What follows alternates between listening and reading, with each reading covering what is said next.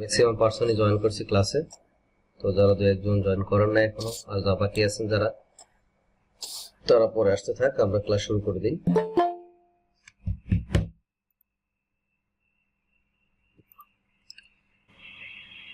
আচ্ছা, অ্যামাজনের যে আমরা কস্টিং গুলো নিয়ে কথাবার্তা বলছিলাম এর আগের ক্লাসে, যে আপনার প্রোডাক্ট যে অ্যাকাউন্ট করবেন সেই অ্যাকাউন্টের জন্য ফি বা রেফারেল ফি, এফবিএ ফি বা আদার কস্ট, এগুলো নিয়ে আমি যদি একটা আলোচনা করছি আপনাদেরকে, ঠিক আছে।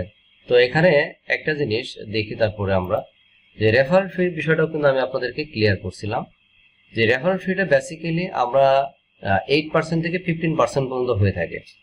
আপনি কোন ক্যাটাগরির প্রোডাক্ট সেল করতেছেন, তো এটা ম্যাক্সিমাম সময় দেখবেন যে বেশিরভাগ ক্যাটাগরিতেই হচ্ছে 15% পর্যন্ত হয়ে থাকে। এটা রেফারেল ফি মানে কমিশন।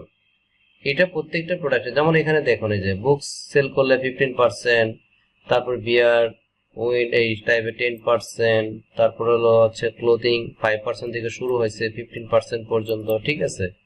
তারপরে হলো যে আমরা অ্যাজ ইউজুয়াল গতানুগতিক যে প্রোডাক্টগুলো সেল করি, বিশেষ করে যে হোম এন্ড কিচেন বা আদার স্পোর্টস এন্ড আউটডোর এই টাইপের যদি প্রোডাক্ট দেখি, যেমন আমরা দেখতে পাচ্ছি যে আপনার হোম প্রোডাক্ট, ঠিক আছে, একটু 15%, কিচেন প্রোডাক্ট 15%, হ্যাঁ। তারপরে হচ্ছে garden and low and garden 15%। তো এগুলো হচ্ছে রেফারেল ফি, এটা তো আমরা জানি, কত আগের ক্লাসে আলোচনা হয়েছে। তো আজকে আমি এফবিএ ফিটা একটু আলোচনা করছি আপনাদেরকে, কিন্তু আজকে গুরুত্বপূর্ণ টপিক হলো এফবিএ ফির ক্ষেত্রে আমাদেরকে আর একটু প্রপার নলেজ থাকা দরকার, যা আমাদেরকে এফবিএ ফি আমরা কিভাবে কমাইতে পারি।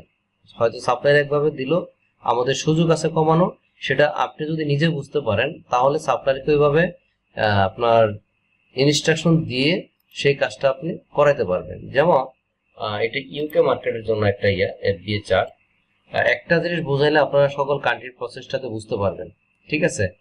তো এটাকে বলা হয় রেড কার্ড। তো এটা ইউরোপের, আপনার এটা হচ্ছে লাস্ট আপডেট হয়েছে আপনার 1 ফেব্রুয়ারি 2026 সালের আপডেট ফাইল এটা। তো এইখানে আমরা যদি নিচের দিকে আসি, অ্যামাজনের যে প্রোডাক্টগুলো হয় ক্রাইটেরিয়া, যে ফি গুলো বলছিলাম যে আপনার হয়ে থাকে, নর্মালি এগুলো হচ্ছে প্রোডাক্টের ডাইমেনশনের উপরে এবং প্রোডাক্টের প্যাকেজিং ওয়েটের উপরে বেস করে অ্যামাজনে এফবি ফিটা হয়ে থাকে। তো এখানে দেখুন, একটু সবাই একটু বোঝার চেষ্টা করুন। এখানে সবাই আমাকে শুনতে পাচ্ছেন? এই জায়গাটাতে একটু আপনারা কনসেন্ট্রেশনটা দিন প্রপারলি, কারণ না হলে পরবর্তীতে বুঝতে আপনাদের অসুবিধা হবে। এটা হচ্ছে ইউকে মার্কেটের জন্য হোক ইউএসএ মার্কেটের জন্য এরকম একটা আছে যে লো প্রাইস এফবিএ রেট বলা হয়। হ্যাঁ, লো প্রাইস এফবিএ রেট মানে হলো যে প্রোডাক্টগুলো, এটা নতুন একটা আপডেট করছে, এটা ফেব্রুয়ারি 1 তারিখের আগ পর্যন্ত ছিল যে আপনার লো প্রাইস এফবিএ রেট, যেটা যে কোনো প্রোডাক্টের প্রাইস যদি ইউকে মার্কেট অর্থাৎ জার্মানি, ফ্রান্স এই টাইপের যে ইয়েগুলো আছে, যদি 10 পাউন্ড পর্যন্ত থাকে, হ্যাঁ, যদি লেস দেন 10 অথবা 10 পাউন্ড, তাহলে সেটা লো প্রাইস এফবিএ রেটের আন্ডারে যায়। এবং কি এইখানের যে একটা চার্ট দেখতে পাচ্ছি, এই ডাইমেনশনের উপরে বেস করে তখন আপনার এফবিএ ফি গুলো হয়ে থাকে। যেমন আমরা এখানে সাইজ টিয়ার দেখতেছি। আমরা নর্মালি কোন একটা প্রোডাক্ট যখন প্যাকেজিং করি, নর্মালি ডাইমেনশন কয়টা হয়? স্বাভাবিকভাবে ডাইমেনশন আমরা জানি যে 3টা হয়, হাইট, উইডথ, লেন্থ। তো এখানে হচ্ছে ইউনিট ওয়েট, এই প্রোডাক্টের বা প্যাকেজিং এর ওয়েট কত, আর এটা হচ্ছে এই সাইজ টিয়ারের একটা নাম, এটা কোন ক্রাইটেরিয়া বা কি নেমে আছে। লাইট ইনভেলপের ক্ষেত্রে যদি কোনো প্রোডাক্ট আপনার যে ওয়েট গুলো আছে, এখানে হচ্ছে ওয়েট 20 গ্রাম হতে পারে, 40 গ্রাম, 60 গ্রাম, 80 গ্রাম, 100 গ্রাম পর্যন্ত, এবং ডাইমেনশন প্রোডাক্টের আপনার বলতেছে 33, 23, 2.5, আপনার লেস দেন অর ইকুয়াল, ঠিক আছে, লেস দেন ইকুয়াল, এর বেশি না। যদি এই ডাইমেনশনের আন্ডারে আপনার প্যাকেজিংটা বেড়ে যায়, কোনো একটা ডাইমেনশন এর চেয়ে বেশি হয়ে যায়, যেমন আপনার এখানে আছে 33 জায়গায় করে ফেলছেন 34, তাহলে কিন্তু আপনি এই লাইট ইনভেলপের আন্ডারে থাকতে পারবেন না, কারণ আপনি এটা ক্রস করে ফেলছেন। আবার এটাও থাকতে পারবেন না যদি আপনার কোনো ডাইমেনশন এটা ঠিক আছে, আপনার প্রোডাক্টের যে ওয়েটটা বলতেছিল যে তোমার লেস দেন অর ইকুয়াল 100 গ্রাম, এটা যদি না থাকেন তারপরে কিন্তু এখানে থাকতে পারে, আপনার ডাইমেনশনও থাকতে হবে প্লাস ওয়েটও থাকতে হবে। তাহলে কি হবে, এফবিএ ফিটা কত কাটবে সেটা আমাজন নির্ধারণ করতেছে। কত, এই যে দেখেন এখানে ইউকে এই জায়গা থেকে 1.46 থেকে শুরু করছে 1.70 পর্যন্ত। কিসে বাড়তেছে, এখানে যত আপনার ওয়েট আস্তে আস্তে বেড়ে যাচ্ছে, ডাইমেনশন ধরেন এর মধ্যে একটা ফিক্স আছে, আপনার প্যাকেটের ডাইমেনশন ফিক্স, প্রোডাক্টটা ডিফারেন্ট হওয়ার কারণে বা প্রোডাক্টের প্যাকেজিং ডিফারেন্ট হওয়ার কারণে আপনার কি হইতে পারে, আপনার এখানে ওয়েটটা বেড়ে যাচ্ছে। যদি বেড়ে যায় সাথে সাথে এফবিএ ফিটাও বেড়ে যাচ্ছে। এটা কিন্তু অ্যামাজন থেকে নির্ধারণ করা, এটা ফিক্সড, এটা এই চার্ট অনুসারে কাটবে এই রেশিও অনুপাতে। এখন আমি আরেকটা নিয়ে কথা বলি, তাহলে বুঝতে সুবিধা হবে। এবং এটা কিন্তু বলছেন লো প্রাইস এফবিএ রেট ফি, এবং প্রতি প্রোডাক্টের যদি এই ধরনের প্রোডাক্ট হয়, সেলিং প্রাইস থাকতে হবে আপনার আন্ডার 20 অথবা 20-এর মোর দেন যখন 20 হবে, 21-এ যদি সেল করেন তাহলে আপনি এই চার্টের আন্ডারেই পড়বেন না। তখন কি হবে, তখন আপনার এখানে চলে আসতে হবে, এই স্ট্যান্ডার্ড ফুলফিলমেন্টের যে ক্রাইটেরিয়া যে চার্টটা রয়েছে এই চার্টের আন্ডারে আসতে হবে। তার মানে আপনার এই ক্রাইটেরিয়া মিলতে হবে, আপনার ওয়েটে মিলতে হবে, ডাইমেনশনে মিলতে হবে, প্রাইসে মিলতে হবে। সবকিছু মিলে যদি এর মধ্যে থাকেন তাহলে আপনার এইখানের যে চার্টটা আছে এই চার্টের আন্ডারে থাকতে পারবেন। তো এখন আরেকটা নিয়ে যদি কথা বলি, এখন মনে করেন যে লার্জ ইনভেলপের ক্ষেত্রে, অথবা আমি বললাম যে লার্জ স্ট্যান্ডার্ড ইনভেলপ, তো লার্জ ইনভেলপ নিয়ে কথা বলি। লার্জ ইনভেলপের ক্ষেত্রে ধরেন আপনি কোনো একটা প্রোডাক্টের ডাইমেনশন এটা আছে 33, 23, 4 এর মধ্যে আছে, এগুলো কিন্তু সেন্টিমিটার নট ইঞ্চ। তো সেন্টিমিটার কিন্তু খুব বেশি না, ঠিক আছে। 4 সেন্টিমিটার কত ইঞ্চ দেখতে পারবেন, একটু গুগলে সার্চ দেন দেখতে পারবেন। তো হয়তো বা এখানে 1.5 ইঞ্চির মতো হইতে পারে। আমরা যদি একটু দেখাই আপনাদের, সেন্টিমিটার টু ইঞ্চ, হ্যাঁ 1.5 ইঞ্চি 1.57, ঠিক আছে। আর যদি আপনারা দেখেন 1 সেন্টিমিটার দেন তাহলে এখানে কত ইঞ্চ হয় সেটা বুঝতে পারবেন, ঠিক আছে। আর যদি এখানে 1 ইঞ্চ দেন, 1 ইঞ্চ সমান কত সেন্টিমিটার, 1 ইঞ্চ অলমোস্ট হচ্ছে 1 ইঞ্চ সমান হচ্ছে 2.54, তার মানে 2.5 ইঞ্চি, 2.5 সেন্টিমিটার, ঠিক আছে। তো এখন আমরা আরেকটু যদি বোঝার চেষ্টা করি এটা থেকে, যে তখন কি হবে, এখানে ক্ষেত্রে কিন্তু আবার একটাই ডাইমেনশন দিছে যে 960 equal or less than 960, not more than. আপনার ডাইমেনশনে মিলছেন, প্রাইসে মিলছেন, আপনার ওয়েটে মিলছেন, কিন্তু ওয়েট যদি আবার 1 কেজি হয়ে যায় তাহলে কিন্তু এখানে থাকতে পারবেন না। আবার এখানে ডাইমেনশন প্যাকেজে 33, 23 ঠিক আছে, আপনার এই জায়গায় 5 সেন্টিমিটার হয়ে গেছে, যেটা সবচেয়ে ছোট ছিল 5 সেন্টিমিটার প্যাকেটটা, সেটা হয়ে গেছে 4.1। তারপর আপনি এখানে থাকতে পারবেন না, আপনার আসতে হবে এই ক্রাইটেরিয়া আন্ডারে।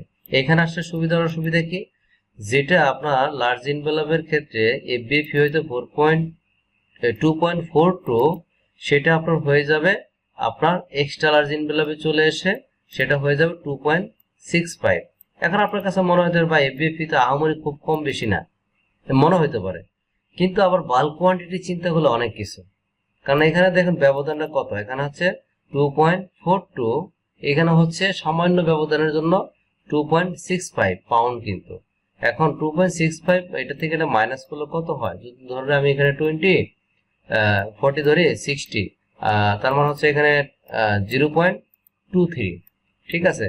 মনে করেন 0.23 পাউন্ড, ঠিক আছে, 0.23 পাউন্ড।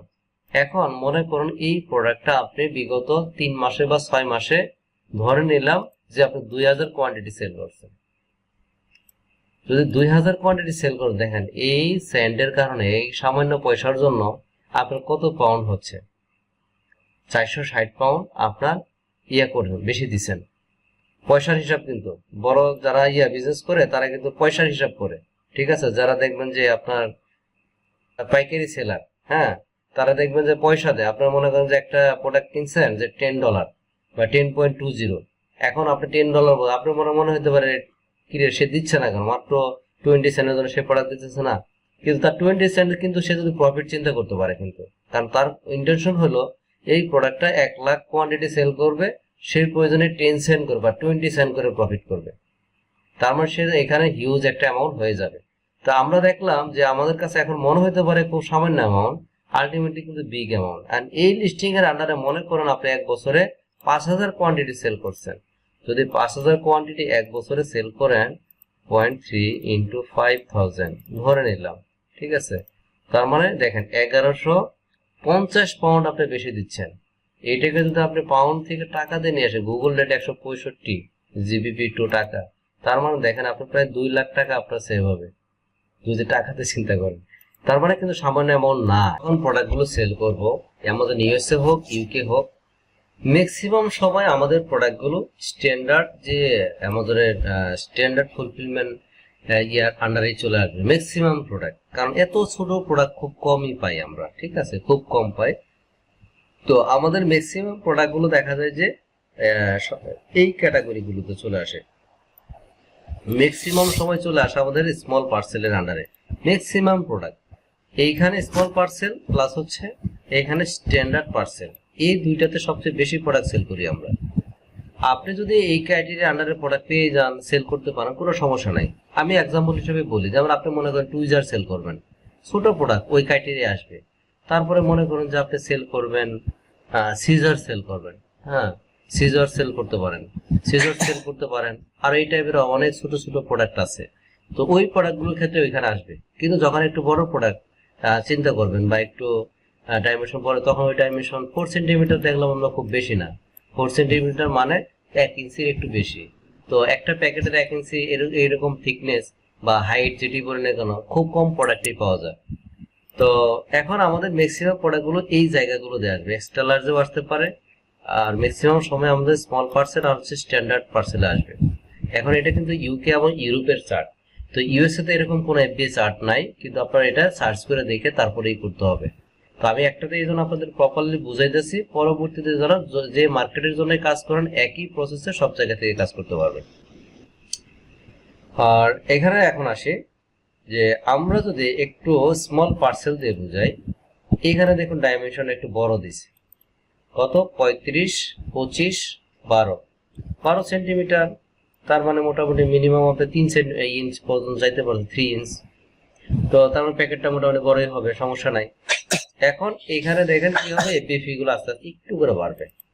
যেমন যদি আপনার শুধু কিন্তু ওই ইয়ের উপরে বাড়বে না, প্রোডাক্টের সাইজের উপরে বাড়তেছে না, এখানে সাইজের আন্ডারে আবার কত আপনার ওয়েটে যাচ্ছে সেটাও দেখতে হবে, ঠিক আছে, কত ওয়েটে যাচ্ছে। যেমন আপনার মনে করেন এই ডাইমেনশনের আন্ডারে আছে, সেটা হচ্ছে যে আপনার 900 গ্রাম, 900 গ্রামের জন্য হচ্ছে 0.04, আবার যদি 900 গ্রাম পার হয়ে যায় 1.4 এ যায়, তাহলে 0.15 এ চলে আসবে, ঠিক আছে। আবার যদি 1. মানে কোনো ক্রমে যদি এটা হচ্ছে 1500 গ্রাম হয়ে যায়, মানে 1.4 কেজি মানে 1400 গ্রাম বা 1450 গ্রামও যদি হয়ে যায়, তাহলে হচ্ছে আপনার 1900 গ্রামের মধ্যে বা 1.9 কেজির ভিতরে আসবে, তখন এফবিএফিটা আবার এখানে 3.25 হয়ে যাবে। তো এইখানে বক্স করা হলো যে এটার জন্য এইটুকু অংশ, এটার জন্য এইটুকু অংশ, এইভাবে কাজ হতে থাকে। এখন আমি অনেকগুলোই বললাম, এখন আপনারা যদি কোশ্চেন করেন বা কারো বুঝতে অসুবিধা হয়, তাহলে মনে বললে বুঝাই দেওয়া আমার জন্য সুবিধা হয় বা আপনাদের জন্য সুবিধা হয়। বলেন, কারোর কি কোনো কোশ্চেন আছে, বুঝতে অসুবিধা হয়েছে? আসসালামু আলাইকুম। ওয়ালাইকুম আসসালাম। আসসালামু আলাইকুম ভাই। জি হ্যাঁ, জি বলেন। জি ভাই, এখানে যে টপিকটা বোঝাচ্ছেন এটা হচ্ছে কার্টুনের সাইজ। না, কার্টুনের সাইজ না, এটা এটা হলো যে আপনার যে প্রোডাক্টের প্যাকেট করছেন, ওই প্রোডাক্টের প্যাকেটের যে ডাইমেনশন সেটার সাইজ। আচ্ছা, এটার ভিতরে যদি আরো যে ছোট ছোট পার্সেস গুলো থাকবে, ওইটার ওয়েটটাকে আপনি এখানে দেখাচ্ছে যে 150 গ্রাম, 20 গ্রাম, 40 গ্রাম, এটা হতে হবে ভিতরে যে প্রোডাক্টটা থাকবে। ভিতরে বাইরে কোনো সম্পর্ক না, সম্পর্ক হলো যে আপনাকে আরেকটু, আমি এখন প্রোডাক্ট দেখাতে পারতেছি না, আমি ভিডিওতে আমি আসতে পারতেছি না, কারণ আমি বাসা থেকে নিচ্ছি, তো আমার অফিসে হলো, তো ওইখান থেকে প্রোডাক্ট ছিল, আপনি প্র্যাকটিক্যালি দেখাতে পারতাম। এখন সহজ করে যদি বলি, সাপোজ আপনি কোন প্রোডাক্টের কথা বললে সুবিধা হয় আপনাদের জন্য। আচ্ছা ধরেন যে আপনি একটা বাল্ব পারচেস করবেন, এলইডি বাল্ব। এখন বাল্বের সাথে নরমালি বাল্বই থাকে, বেশি কিছু থাকে না। এখন কথার কথা কোন একটা কোম্পানি মনে করেন যে বাল্বের সাথে এডিশনাল বাল্বের কি দিতে পারে, কোন একটা গিফট থাকতে পারে, কোন একটা রিলেভেন্ট কিছু থাকতে পারে ওইটার একটা, ঠিক আছে, বা হোল্ডার দিল, যে এই বাল্বের এটা হচ্ছে ওই পেছানো সিস্টেম, এটা হয়তো সবার নাও থাকতে পারে, এটা একটা হোল্ডার ফ্রি এর সাথে ধরে নিলাম অ্যাক্সেসরিজ, ঠিক আছে। তো এই বাল্বটা যে পারচেজ করবেন, তো এই পারচেজ করার পরে কি হলো, আপনি একটা বাল্ব কিনলেন এবং বাল্বের আপনার সাথে একটা হোল্ডারও ফ্রি দিচ্ছে, সেটা কি ওই প্যাকেটের ভিতরে। এখন প্যাকেটের ভিতরে যা আর মেজারমেন্ট হবে না, যা হবে প্যাকেটের বাইরে থেকে। এখন ওর ভিতরে 10টা প্রোডাক্টও থাকতে পারে, একটা প্রোডাক্টও থাকতে পারে, জি অ্যাক্সেসরিজ বিভিন্ন কিছু হইতে পারে, সিঙ্গেল না। পুরো প্যাকেটটার ডাইমেনশনের প্যাকেটটার ওয়েট কত। এখন আপনি যখন বাল্বটা নিছেন, তার মানে স্বাভাবিকভাবে বাল্বের প্যাকেট একটাই, ওর ভিতরে ওটা আপনার অ্যাক্সেসরিজ দিয়ে দিছে, রাইট। জি এখন হচ্ছে যে আপনার আসলে এই বাল্বের প্যাকেটের ডাইমেনশন কত, এবং এই প্যাকেট সহ ভিতরে যা যা আছে এ টু জেড ইউজার ম্যানুয়াল সহ সবকিছুই মিলে ওজন কত গ্রাম, এইটাই হচ্ছে এটা প্রত্যেকটা প্রোডাক্টের প্যাকেজের উপরে বেস করে। এখন সবসময় যা এরকম হবে তা না। আপনার মনে করেন কোনো প্রোডাক্ট সেল করতেছেন, আপনার ওপিপি ব্যাগ অথবা জিপার ব্যাগ এগুলো দিয়ে আপনার প্রোডাক্টটা পাঠাইছেন, আপনার ওইরকম কার্টুন টার্টুন কিছু দেয় নাই, ওর উপরে বারকোড লাগাই দিছে। আমরা অনেক সময় কিছু কিছু প্রোডাক্ট পারচেজ করি, যেমন আপনি ইলেকট্রিক কেবল বাজাজ কোনো কিছু কিনতে গেলে যে আপনার ওই ব্যাগ দিয়ে মোড়ানো থাকে, হ্যাঁ। তো তখন কি এটা কিন্তু আলাদা এক্সট্রা কোনো কার্টুনের প্যাকেট নাই, তো অ্যামাজনে কিন্তু ওইভাবেও পাঠানো যায় বিভিন্ন প্রোডাক্ট, ওর উপরে বারকোড লাগানো থাকে। তো তখন কি হয়, এইটারই আপনার ওজন কত, টোটাল ওজন এবং ডাইমেনশন, প্যাকেজিংটা যে করছেন এই প্যাকেজিংটা জি। কোন দিকে কত, হাইট উইথ লেন্থ, সেইটা এখানে দেখেন 3টা অপশনে কিন্তু হাইট উইথ লেন্থ, এখানে কিন্তু বেশি নাই, 4টা নাই, 3টেই আছে। এবং কোন গ্রামের আন্ডারে আপনি পড়তেছেন সেটার উপরে বেস করে আপনার এই বেফিটা নির্ধারিত হচ্ছে। এখন কি আপনি কি কনসেপ্ট ক্লিয়ার না বুঝুন না এখন? জি ভাই, জি আলহামদুলিল্লাহ।